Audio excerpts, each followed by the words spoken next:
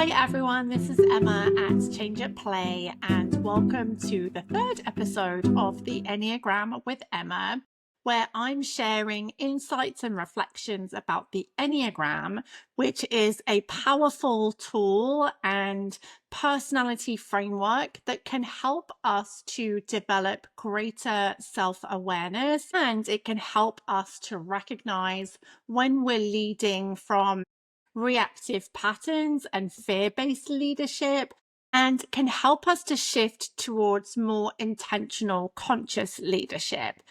Today, we're diving into the Enneagram Type Two, which is also known as the giver or the helper. And I'll be sharing some of the core strengths and potential watch-outs that we would typically see in leaders who identify and lead from this type. So, at the heart of Type 2 is a strong desire to help, to be liked and appreciated. And more importantly, twos tell me it's a desire to feel connected. So these leaders are relationship oriented, they're generous and warm, and they're often putting others' needs ahead of their own. One of their biggest strengths is their ability to develop meaningful and strategic relationships. So they will invest significant time and energy into cultivating relationships that feel important to them. They have this ability to be able to scan a room and quickly sense who might need support. And they're often drawn to people in positions of power or influence, or to those they feel will appreciate them or need them. This can be a huge plus, but as you might guess, there is a potential watch out here.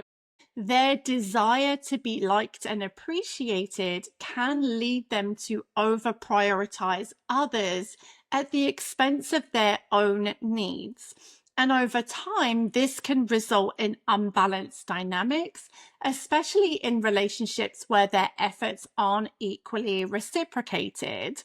So, as an example, a two might agree to an unreasonable deadline just to please a team member or to help a team member, even if it compromises their own workload or well-being. The second strength and watch out pairing is with service-oriented leadership.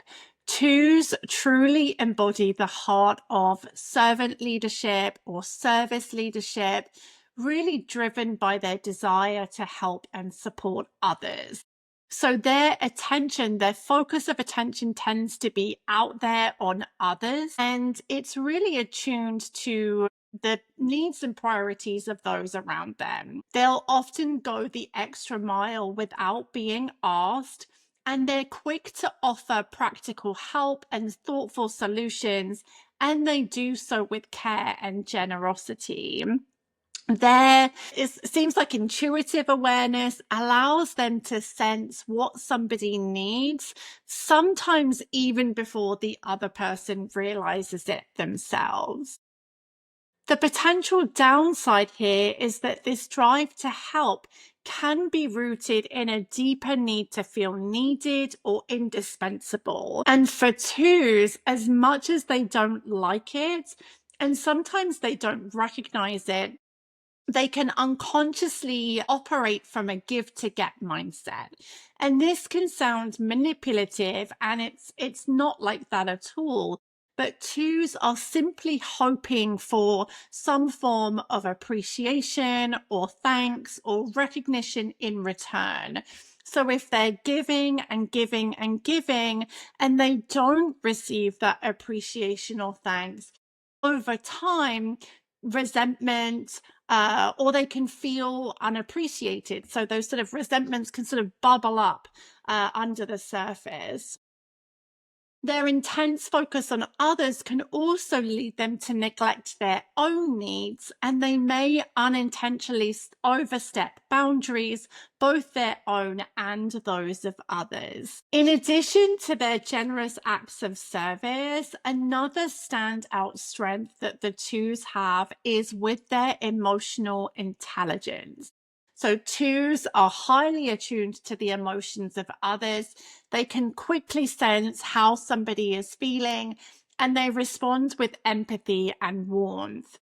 Twos will also tell me that they have this ability to read the emotional currents in a room, so they can sense when morale is high or if something feels off.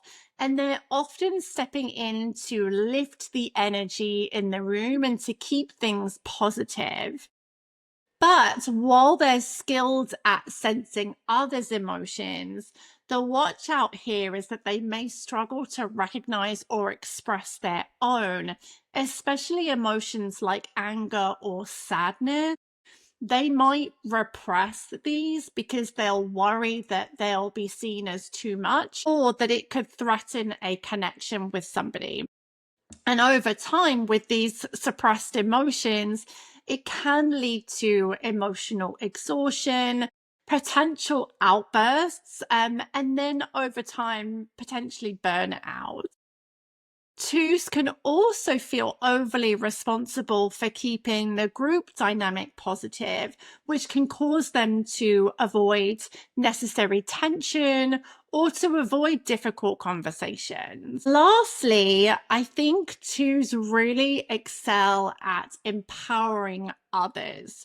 So, twos are natural champions. They tend to uplift and empower those around them. They easily recognize others' strengths and they're generous with praise, which can help to create a culture of appreciation and belonging. Their support can be both personal and professional, and they easily step into informal mentoring roles, coaching roles, because they can easily champion others' success and they genuinely believe and want to express and see other people achieve their potential. So this kind of advocacy can help others feel seen and valued and can raise the talent in the team. The watch out here is that twos may focus so intently on supporting others that they overlook their own growth or downplay their own accomplishments. So their identity can become so wrapped up in being the supporter that it might feel uncomfortable for twos to really express their own accomplishments or to advocate for their own needs. And this can lead to a lack of recognition, reduced visibility for their own achievements, especially in environments that reward self-promotion or assertiveness. So that's a really high-level overview of some of the core strengths and the watch-outs of the type 2. In next week's session, I will share a deeper dive on the Enneagram Type 3.